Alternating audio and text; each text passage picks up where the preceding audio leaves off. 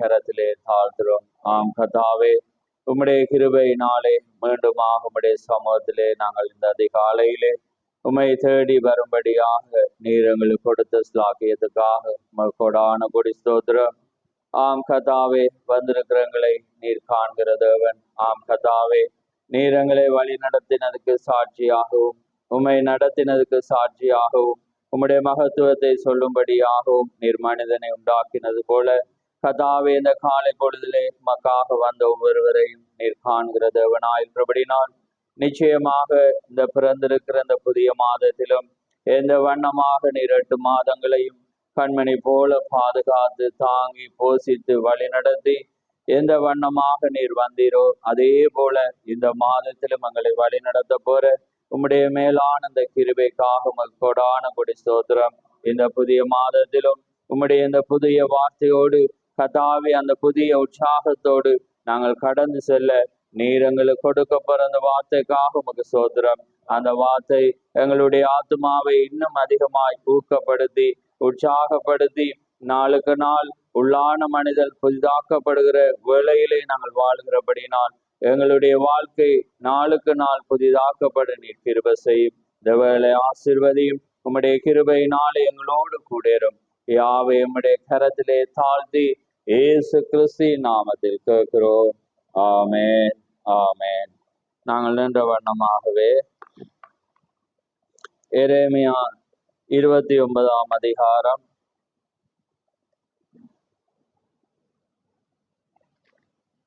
அதில் 11வது வசனத்தை நான் வாசிக்க போகிறேன். எரேமியா 29 11வது வசனம், 912வது பக்கம், பழைய ஏற்பாடு. நான் வாசிக்கிறேன். நீங்கள் எதிர்பார்த்திருக்கும் முடிவை உங்களுக்கு கொடுக்கும்படிக்கு நான் உங்கள் பேரில் நினைத்திருக்கிற நினைவுகளை அறிவேன் என்று கர்த்தர் சொல்லுகிறார். அவைகள் தீமைக்கல்ல, சமாதானத்துக்கு ஏதுவான நினைவுகளே. ஆமேன். மீண்டும் நான் வாசிக்கிறேன். நீங்கள் எதிர்பார்த்திருக்கும் முடிவை உங்களுக்கு கொடுக்கும்படிக்கு நான் உங்கள் பேரில் நினைத்திருக்கிற நினைவுகளை அறிவேன் என்று கர்த்தர் சொல்லுகிறார். அவைகள் தீமைக்கல்ல, சமாதானத்துக்கு ஏதுவான நினைவுகளே. ஆமேன். யாவரும் அமர்ந்திருப்போ. கர்த்தருடைய பரிசுத்த நாமம் மகிமைப்படுவதாக. ஆமேன். இந்த அருமையான இந்த காலை பொழுதிலே அங்கே தேவன் சொல்லுகிற அங்கே வார்த்தையானது நீங்கள் எதிர்பார்த்திருக்கும் முடிவை உங்களுக்கு கொடுக்கும்படியாக. ஆமேன். நாங்கள் எதை எதிர்பார்த்திருக்கிறோமோ அந்த முடிவை அவர் கொடுக்கும்படியாக அவர் எங்கள் பேரிலே நினைவாக இருக்கிறார். அது தீமைக்கல்ல, சமாதானத்துக்கு ஏதுவானவைகள் என்று தேவனுடைய வார்த்தை சொல்லுகிறதை நாங்கள் பார்க்கிறோம். ஆமேன். அதே போல இந்த காலை வேளையிலே தேவனுடைய சமூகத்திலே நாங்கள் வந்திருக்கிறோம். நிச்சயமாக நான் அடிக்கடி சொல்வது போல தேவனுடைய வார்த்தை நாங்கள் ஐம்புலங்களினாலே மனிதர்களாக படைக்கப்பட்டபடியினாலே எங்களுக்குள்ளாக இருக்கிற ஒவ்வொரு தேவைகளையும் தேவன் அறிந்திருக்கிறார். ஆமேன். ஏனென்றால் இந்த பூமியிலே நாங்கள் ஓடும் போது எங்களுக்கான தேவைகள் எப்பொழுதும் இருந்து கொண்டே இருக்கும். அந்த காரியங்கள் தேவனுக்கு முன்பாக நாங்கள் வைக்கும் போது நிச்சயமாக தேவன் எங்கள் பேரிலே அவர் நினைவாக இருக்கிறபடினால் நிச்சயமாக அவருக்கு அது சித்தமானால் அவருடைய கையிலே வாய்க்கும் என்று யோபு சொன்னது போல நிச்சயமாக இந்த காலை பொழுதிலும் வந்திருக்கிறவங்களை அவர் காண்கிற தேவன். ஆமேன். அதனாலே அவர் என்ன சொல்றாருன்னா, நான் உங்கள் பேரிலே நான் நினைவாயிருக்கிறேன். நீங்கள் எதிர்பார்த்திருக்கும் முடிவை உங்களுக்கு கொடுக்கும்படி நான் உங்கள் பேரில் நினைத்திருக்கிற நினைவுகளை அறிவேன் என்று கர்த்தர் சொல்லுகிறார். அவைகள் தீமைக்கல்ல, சமாதானத்துக்கு ஏதுவான நினைவுகளே. ஏனென்றால் எப்பொழுதும் தேவன் தவறு விடும் போது இஸ்ரவேல் ஜனங்களை தேவன் எப்படி தண்டித்தார் என்பதை நாங்கள் அறிந்திருக்கிறோம். இதுல நாங்க 32:3 வாசிக்கிற வேளையில அங்கே எரேமியால அங்கே தீர்க்கதரிசனம் உரைக்கப்பட்டு அவங்க பாபிலோனுக்கு போவாங்க என்றது உரைக்கப்பட்டது. அதே வண்ணமாக அந்த பாபிலோன்ல நீங்க என்ன செய்வீங்க, சிறைப்பட்டு நீங்க எல்லா துன்பங்களையும் அனுபவிப்பீங்க, ஆனாலும் நான் மீண்டுமாக உங்களை கொண்டு வருவேன் என்றும் தேவன் வாக்கு கொடுத்திருக்கு. அதே நேரம் அவங்க தவறி போகிற வேளையிலும் அவர் என்ன சொன்னார்? இது சமாதானத்துக்கானவைகள் அல்ல, நன்மைக்கானவையில, தீமைக்கானவையில என்று அவர் சொன்னார்.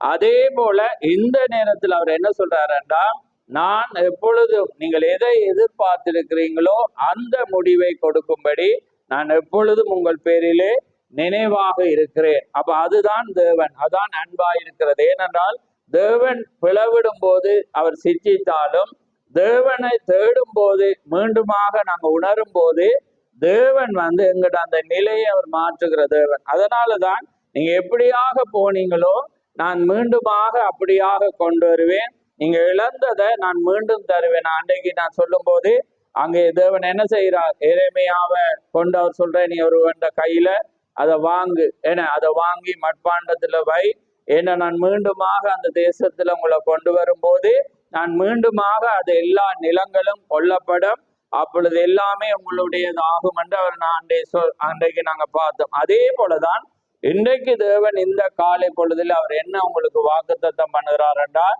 நீங்கள் எதிர்பார்த்திருக்கும் முடிவை உங்களுக்கு கொடுக்கும்படியாக உங்கள் பேரிலே நான் நினைவாக இருக்கிறேன். ஆமென். அதே வண்ணமாக நாங்கள் எதை எதிர்பார்த்து நாங்கள் தேவனுக்குள்ளாக காத்திருக்கிறோமோ நிச்சயமாக அவர் கொடுக்கிற தேவன். ஏனென்றால் அவர் நேற்றும் என்றும் மாறாத தேவன். அதனாலே நாங்கள் நிச்சயமாக தேவனுடைய வார்த்தையில நாங்கள் ஒரு கடமைக்கோ அல்லது எங்களுடைய சுயநல நோக்கத்துக்காகவோ நாங்கள் வரும்போது அது நிச்சயமாக தேவன் அறிவார். ஆமென். அவர் உள்ளான இருதயங்களையும் எண்ணங்களையும் அவர் ஆராய்ந்தறிகிறது. ஆனால் உண்மையாக நாங்கள் அவரை தேடி உண்மையாக காத்திருந்து உண்மையான நிச்சயத்தோடு வந்தால் நிச்சயமாக தேவன் கொடுக்கிற தேவனாயிருக்கிறார். ஆமென். அதுக்கு நாங்க அந்த ஈக்குவலாக சேமான ஒரு வசனத்தை நாங்க வாசிக்க போறோம். நீங்க 1 சாமுவேல் 1:17 நாங்க வாசிக்க போறோம். பாருங்க அந்த எப்படி அந்த தேவன், இஸ்ரவேலின் தேவன் அதை செய்கிறார் என்று நாங்க அடிக்கடி பார்த்த காரியம்தான். பாருங்க 1 சாமுவேல் 1:17 பாருங்க, நான் வாசிக்கிறேன் பாருங்க. அதற்கு ஏலி, சமாதானத்தோடு போ, நீ இஸ்ரவேலின் தேவனிடத்தில் கேட்ட உன் விண்ணப்பத்தின்படி அவர் உனக்கு கட்டளையிடுவாராக. ஆமென். அப்பொழுது அவள் என்ன செய்யறாள்னா, உம்முடைய அடியாளுக்கு உம்முடைய கண்களில் தயவு கிடைத்தது. யாருங்க? அதே பாருங்க, தேவன் என்ன சொல்றாருன்னா, நீங்கள் நினைத்த முடிவை, நீங்க எதை நீங்க எதிர்பார்த்திருக்கிற முடிவை உங்கள் பேரிலே நான் கொடுக்க நான் நினைவாகவே இருக்கிறேன் என்று சொன்னது போல இங்க ஏலி என்ன செய்யறான்னா, அங்கே தேவனுடைய ஆலயத்தில் எங்களுக்கு தெரியும் அந்த ஸ்டோரி. அங்க அவன் என்ன செய்யறான்? அழுது புலம்பி காரியங்கள் அழும்போது இவன் காண்றான், அவள் வரித்திருக்கிறாள் என்று. ஆனால் அவள் உண்மையாக அவளை விசாரித்து காரியங்களை பார்க்கும்போது அவன் அதை கண்டவுடனே அவன் என்ன சொல்றான்டா, நீ நிச்சயமாய் நீ எதை எதிர்பார்த்து வந்தியோ பாருங்க. அதுக்கு ஏலி, சமாதானத்தோடு நீ போ, நீ இஸ்ரவேலின் தேவனிடத்தில் கேட்ட உன் விண்ணப்பத்தின்படி அவருக்கு உனக்கு கட்டளையிடுவாராக பாருங்க என்றான். அப்பொழுது அவள், உம்முடைய அடியாளுக்கு உம்முடைய கண்களில் தயவு கிடைக்க கடவுதென்றால், பின்பு அந்த ஸ்திரீ புறப்பட்டு போய் போஜனம் செய்தால் அப்புறம் அவள் துக்க முகமாய் இருக்கவில்லை. அப்ப பாருங்க, அதுக்கு பிற்பாடு ஏனென்றா இந்த ஏலி இந்த முடிவை அவங்க கொடுக்கிறான்டா, அவன் என்ன சொல்றான்? நீ கேட்ட விண்ணப்பத்தின்படி உனக்கு ஆக கடவது, உன் தேவனாகிய இஸ்ரவேலின் தேவனாகிய தேவன் உனக்கு அதை கட்டளையிடுவாராக.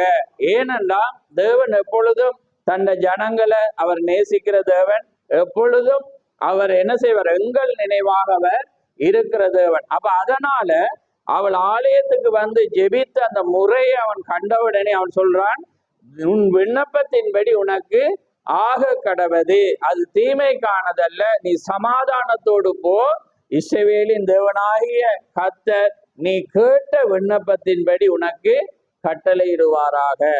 அப்ப பாருங்க, அவள் ஜெபித்த அந்த முறை தான், ஜெபித்த அந்த விசுவாசம், ஜெபித்த அந்த காரியத்தை கொண்டு அந்த ஊழியக்காரன் என்ன சொல்றான்டா, நீ நிச்சயமா போ, இஸ்ரவேலின் தேவனாகிய கர்த்தர் உனக்கு அதை நிச்சயமாய் கட்டளையிடுவார் என்று அவன் என்ன சொல்றான்? சொல்றதுக்கு காரணம் என்னென்றால் அவளுடைய ஜெபம். அதுக்கு பிற்பாடு பாருங்க, அந்த ஏலியுடைய வார்த்தையை கேட்டு அவள் என்ன செய்யறாள்? போய் போஜனம் பண்ணுகிறாள். அதுக்கு பிறகு எப்படி அவள் இருக்க இல்லையா? துக்க முகமாய் இருக்கவில்லை என்று நாங்க வாசிக்கிறோம். அப்ப பாருங்க, அவளுடைய அந்த விசுவாசம், அந்த ஜெபம், அந்த இஸ்ரவேலின் தேவனிடத்துல கேட்ட அந்த விண்ணப்பத்தை அந்த ஆசாரியன் சொல்றான். ஏன்னா அவளுக்குள்ளால இருக்க அந்த விசுவாசத்தை அவன் கண்டான்.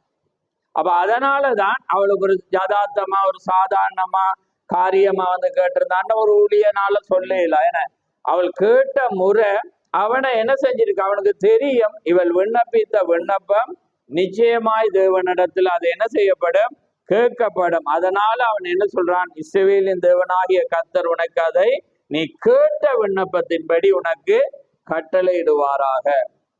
அப்ப அவள் ஒருவேளை தேவன் எனக்கு பதில் அளிக்கல என்ன அதனால வந்துட்டு போய் சந்தேகத்துல இருந்தாளா? இல்ல.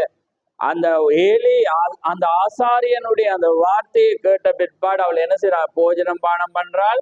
அதுக்கு பிறகு அவள் எப்படி இருக்க இல்லையா, துக்க முகமாய் இருக்க இல்லை என்று என்ன சொல்லுகிறது, வேதம் சொல்லுகிறது. அதே போலதான் நாங்க தேவனிடத்துல வர்ற வேளையில நிச்சயமாக தேவன் எங்களை காண்கிற தேவன்.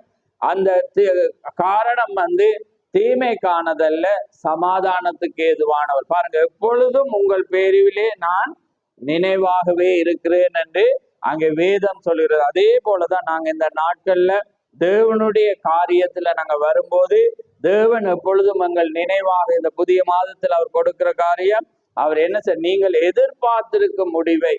அப்ப அந்நாள் ஒரு காரியத்தை அவள் எதிர்பார்த்திருந்தால், அந்த எதிர்பார்ப்போடு அவள் அங்க வந்தால், அவள்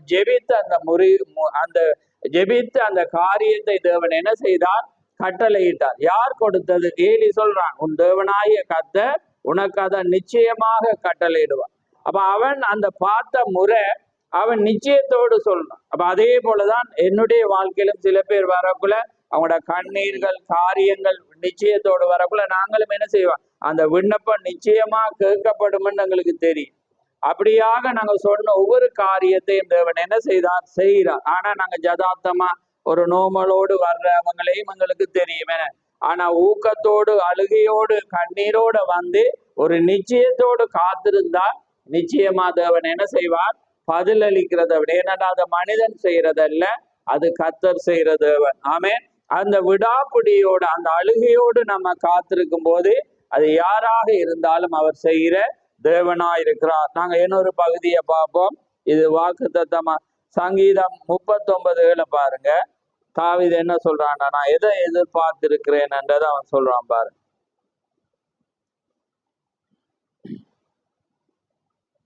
பாருங்க, நான் வாசிக்கிறேன் 39:7. இப்பொழுதும் ஆண்டவரே, நான் எதற்கு எதிர்பார்த்திருக்கிறேன், நீரே என் நம்பிக்கை.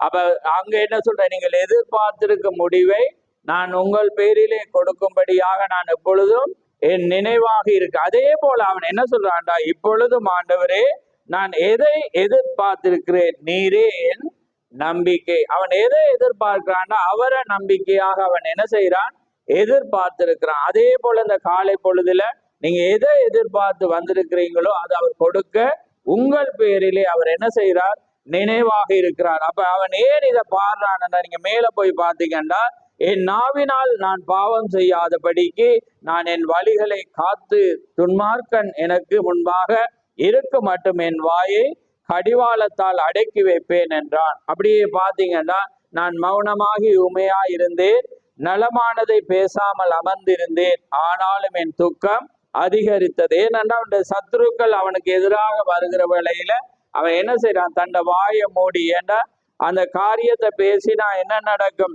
எங்களோட நாவினாலதான் நாங்க என்ன செய்வோம், பாவம் செய்வோம். அதனால அவன் ஏதாவது சொல்லிடுவான்ன்றதுக்காக அவன் என்ன செய்யறான், மூடி வச்சிருக்கிறான். நான் மௌனமாகி ஊமையா இருந்தேன், நலமானதை கூட அவன் என்ன செய்தான், பேசாமல் அமர்ந்திருந்தேன், ஆனாலும் என் துக்கம் அதிகரித்தது. என் இருதயம் எனக்குள் அனல் கொண்டது, நான் தியானிக்கையில் அக்கினி எனக்கு மூண்டது. அப்பொழுது என் நாவினால் விண்ணப்பம் செய்தேன். பாருங்க அந்த விண்ணப்பத்தை, கர்த்தாவே, நான் எவ்வளவாய் நிலையற்றவன். அவன் பாருங்க தன்னை தாழ்த்துறான். நிலையற்றவன் என்று உணரும்படி என் முடிவையும் என் நாட்களின் அளவு இவ்வளவு என்பதையும் எனக்கு தெரிவியும். இதோ என் நாட்களை 4 விரைக்கடையாக்கினீர், என் ஆயுசு உமது பார்வைக்கு இல்லாதது போல் இருக்கிறது, எந்த மனுஷனும் மாயை என்பது நிச்சயம். பாருங்க அவன் என்ன செய்யறான்டா, தன்னை தாழ்த்துறான். அவனுக்கு ஒரு பிரச்சனை வர்ற வேளையில, தேவை வர்ற வேளையில அவன் என்ன சொல்றான்? ஆண்டவரே, நான் எதை எதிர்பார்த்திருக்கிறேன், நீரே என் நம்பிக்கை. அப்ப பாருங்க, அவனால ஒன்றுமே செய்யல. எதிரி காரியங்களை சூழ்ந்துட்டான், அவனுக்கு எதிரான பிரச்சனைகள் அதிகரிக்கிறது. அப்ப அவன் என்ன செய்யறான்டா, தன்னை நாவினால் பாவம் செய்யாதபடி அமர்ந்திருக்கிறான்.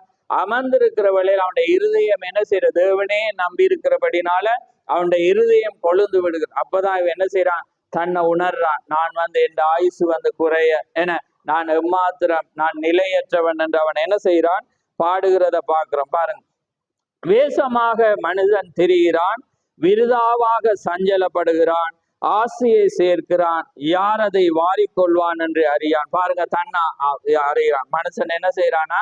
வேஷமாய் திரிகிறான். வேஷமாண்டா இது ஒரு ஆவியினுடைய வேஷம் தானே. இப்ப நாங்க ஒரு உடுப்பை என்ன செய்வோம்? நாங்க இன்றைக்கு போட்டோன்னா அதை நாங்க கழுவி போட கலட்டுவோம்.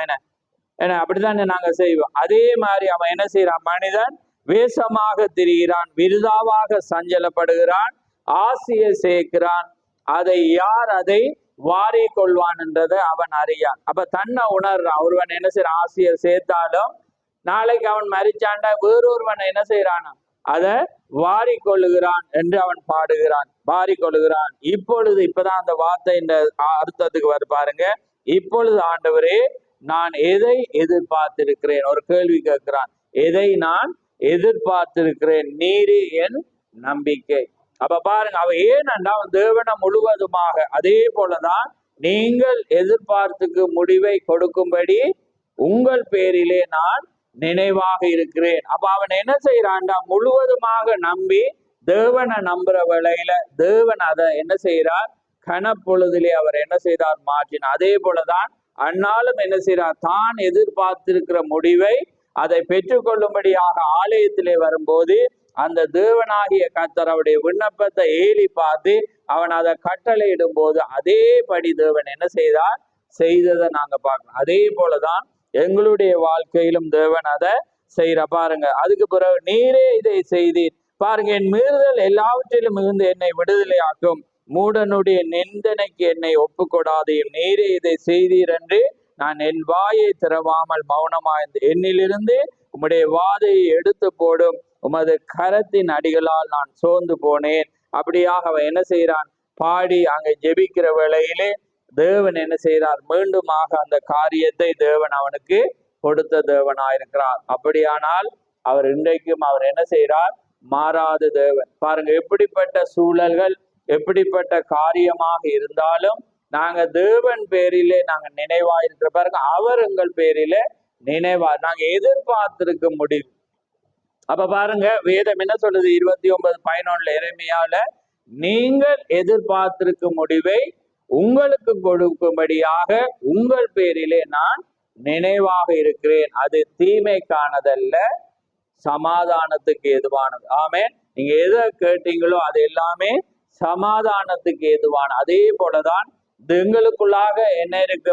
ஒரு நினைவு இருக்கு. இப்படி நாங்க நடக்கணும், இப்படி நாங்க செய்யணும், தேவன் இதை எங்களுக்கு தரணும் என்ற ஒரு நினைவு இருக்கும். என ஆனா அந்த நினைவு எல்லாமே அவர் நீங்கள் எதிர்பார்த்திருக்கிற முடிவை பாருங்க உங்களுக்கு கொடுக்கும்படியாக உங்கள் பேரிலே நான் நினைவாக இருக்கு. அப்ப அதே போலதான் பாருங்க, நாங்க ஒரு விண்ணப்பத்தோடு வந்தா அந்த எங்களுக்கு ஒரு அது என்ன தேவையானது. ஒரு மனிதன் தேவனை நம்பி இருந்தா நிச்சயமாக அவன் கேட்கிற விஷயம் அது சரியானதாக தான் இருக்கும். என அவன் ஏனென்றா அவன் தேவனுக்குள்ளாக இருக்கும் பட்சத்துல அவன் தேவனுக்கு சித்தமானதுதான் அவன் கேட்பான். ஏன்னா அந்த நிச்சயமாக தேவனுக்குள்ளாக சித்தமானது அவன் கேட்கும் போது நிச்சயமாக தேவன் என்ன செய்வார்? கொடுப்பான். அந்நாளுக்கு அது தேவையா இருந்தது. ஏனென்றால் அவளுடைய மற்றவள் என்ன செய்த? அவளை அவமதிச்சான். அப்ப அதனால அவள் என்ன செய்யற? ஆலயத்துக்கு போய் அவள் அது மாத்திரமல்ல, அவள் என்ன சொல்றான்? நீர் ஒரு ஆண் கொலையை கொடுத்தால் நான் எப்பொழுது உம்முடைய சமூகத்திலே நான் அவனை நான் வைப்பேன் என்று அவள் சொன்னாள். அதே போல தேவன் அந்த விண்ணப்பத்தையும் பொருத்தனையும் அங்கே பார்த்தான். ஆமே, அவள் விண்ணப்பமும் செய்தால் அதுக்கு பிற்பாடு பொருத்தனையும் பண்ணினாள். அந்த ரெண்டையும் தேவன் பார்த்து அதே வண்ணமாக தேவன் அங்கே கொடுத்தார். ஏண்டா அவள் எதிர்பார்த்திருந்தா. அதே போல நானும் நீங்களும் இந்த புதிய மாதத்துல நிச்சயத்தோடு ஒரு எதிர்பார்ப்போடு நாங்க வருகிற பட்சத்துல நிச்சயமாக தேவன் அதை கொடுக்கிற தேவனாயிருக்கிறார். ஏனென்றால் அது நிச்சயமாக அவருடைய சித்தத்தின்படி, வேதம் என்ன சொல்லுது? அவருடைய சித்தத்தின்படி நீங்கள் எதை கேட்டாலும் நான் அதை அவருக்கு கொடுப்பேன். அப்ப அந்த சித்தம் இருக்கு, தேவனுடைய சித்தம். அப்ப நாங்க அந்த சித்தத்தை வைக்கும் போது நிச்சயமாக அவர் என்ன செய்வார்? அவர் செய்கிற தேவன். அதனாலதான் அவன் என்ன செய்யறான்? தாவீது பாரான், அக்கிரமத்தின் நிறுத்தம் நீர் மனுஷனை கடிந்து கொண்டு தண்டிக்கிற போது அவன் வடிவை பொட்டரிப்பை போல அழிய பண்ணுகிறேன், நிச்சயமாக எந்த மனுஷனும் மாயி என்றான். பாருங்க, அவன் என்ன செய்யறான்டா, அவன் தன்னை முழுவதுமாக தாழ்த்தான். அதே போலதான் தீகர் சொல்றார், நாங்க முழுவதுமாக எங்களை தாழ்த்தோம், ஒன்றுமில்லை என்ற அந்த வட்டத்துக்கு வர மட்டும் தேவன் செய்ய மாட்டான். அதான் நாங்க முழுவதுமாக அவரை நம்போம். அதனால என்ன செய்யறான்? துன்பத்தை கண்டு அவனை கணவனை நாடினாலா அல்லது எதை நான் இல்ல, தேவனுடைய சமூகத்துல தன் இருதயத்தை அவள் என்ன செய்தால்? ஊற்றினாள். ஏன்னா அது முடியாத காரியம். அவள் அவனோட வாழ்க்கை நடத்தினால், ஆனா அது என்னையா இருந்துச்சு? முடியாத காரியம். ஆனா தேவனிடத்துல வந்த. அப்ப அதான் தீகர் சொல்றேன், அதே போலதான் ஒரு மனிதன் அந்த தேவனை நம்புற அந்த கடைசி முடிவுக்கு வர மட்டும் தேவன் பார்த்திருக்கிறார். ஆமேன். நாங்கள் சிறு பிள்ளையா இருக்கும் போது சில தேவைகள் அவர் செய்து வருவார். ஆனா நாங்க வளர வளர நாங்க விசுவாசத்துல வரும்போதுதான் தேவன் அதை கொடுக்கிற தேவன். அப்ப அதான் அவன் சொல்றான், நீர் அவனை பொட்டரிப்பை போல அழிய பண்ணுகிறீர், நிச்சயமாக எந்த மனுஷனும் மாயே என்றான். பாருங்க, கர்த்தாவே என் ஜெபத்தை கேட்டு என் கூப்பிடுதலுக்கு செவி கொடும், என் கண்ணீருக்கு மௌனமாயிராதையும், என் பிதாக்கள் எல்லாரை போல நானும் உமக்கு முன்பாக அந்நியனும் பரதேசியுமாயிருக்கிறேன், நான் இனி இராமற் போகும் முன்னே தேறுதல் அடையும்படி என்னிடத்தில் பொறுமையாயிரும் என்று அவன் பாடுகிறான். அதான் 7ஆம் வசனம் என்ன சொல்றான்? ஆண்டவரே, நான் எதை எதிர்பார்த்திருக்கிறேன்? நீரே என் நம்பிக்கை. அதே போல நீங்களும் நானும் இந்த வேளையில நாங்க எதிர்பார்த்திருக்க முடிவை நாங்க முடிவோடு நாங்க வந்திருப்போம். ஒருவேளை இந்த மாதத்துல நீங்க சில தேவைக்காக வந்திருப்பீங்க, சில எண்ணங்கள் இருக்கும், சில ஆனா தேவனே நீங்க தாவீதை போல நம்பிக்கையாக இருக்கும் போது அல்லது விண்ணப்பங்கள் இருக்குமானால் அந்நாளை போல நீங்க தேவனிடத்துல தெரியப்படுத்தும் போது நிச்சயமாக தேவன் இந்த புதிய மாதத்தில் அவர் கொடுக்கிற தேவனாயிருக்கிறார். அதனால கர்த்தர் தாமே உங்களை ஆசீர்வதிப்பாராக. நாங்க யாவரும் எழுந்திருந்து நாங்க கண்களை மூடும். நன்றி ஆண்டவரே, நன்றி கர்த்தாவே, கொடான கொடி சோதரம் ஆண்டவரே, சர்வல்லவரே, எமக்கு சோதரம் சோதரம் சோதரம் ஆண்டவரே. மகா பரிசுத்தமுள்ள பிதாவே, இந்த மகிமையான இந்த காலை வேளைக்காக தகப்பனே எங்களை மீண்டும் உம்முடைய கரத்திலே தாழ்த்துறோம். ஆம் கர்த்தாவே, இந்த அதிகாலையிலே உம்முடைய வார்த்தையை கேட்கும்படியாக ஆண்டவரே வந்திருக்கிற எங்களுக்கு நீர் ஒரு ஆசீர்வாதமான ஒரு வாக்கு தத்தத்தையும் நிச்சயமான ஒரு வார்த்தையை நீ தந்த கிருபைக்காக உமக்கு ஸ்தோத்திரம். ஆம் கர்த்தாவே, நீங்கள் எதிர்பார்த்திருக்கும் முடிவை உங்களுக்கு கொடுக்கும்படியாக உங்கள் பேரிலே நான் நினைவாக இருக்கிறேன் என்று நீ சொன்னது போல நிச்சயமாக கர்த்தாவே, நாங்கள் வந்த ஆண்டவரே விண்ணப்பத்தின் பேரிலே நீர் நினைவாக இருக்கிற தேவனாயிருக்கிறபடினால் அது நிச்சயமாக சமாதானத்துக்கு ஏதுவாக இருக்கிறபடினால் நிச்சயமாக கர்த்தாவே உம்முடைய சித்தத்தின்படி கேட்டு உம்முடைய சித்தத்தின்படி நாங்கள் நடந்தால் நிச்சயமாக அது தீமைக்கு இல்லாமல் நன்மைக்கு ஏதுவாக நீர் கொடுக்கிற தேவன்.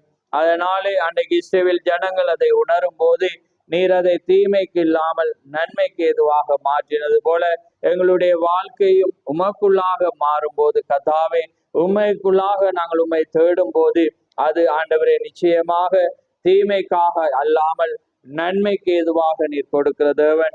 அந்த வண்ணமாக கர்த்தாவே தங்களை ஆயத்தப்படுத்தி உமக்கு முன்பாக ஒரு நிச்சயத்தோடு வந்த ஒவ்வொருவரை நீர் காண்கிற தேவனாயிருக்கிறபடினால் நிச்சயமாக நீர் கொடுத்து கர்த்தாவே நீர் ஆசீர்வதிக்க போற தயவுக்காக உமக்கு ஸ்தோத்திரம். வந்த ஒவ்வொரு பிள்ளைகளை ஆசீர்வதியும், வராத ஒவ்வொருவோடு உம்முடைய இரக்கம் கூட இருக்கட்டும். யாவே உம்முடைய கரத்தில் ஒப்பு கொடுக்கிறோம். இந்த புதிய மாதத்தை உம்முடைய கரத்தில் ஒப்பு கொடுக்கிறோம். உம்முடைய கிருபையினாலே நீர் நடத்தும். யாவே உம்முடைய கரத்திலே தாழ்த்தி இயேசு கிறிஸ்துவின் நாமத்தில் கேட்கிறோம். ஆமென், ஆமென். என் ஆத்துமாவே கர்த்தரை ஸ்தோத்திரி, என் முழு உள்ளமே அவருடைய பரிசுநாமத்தை ஸ்தோத்திரி.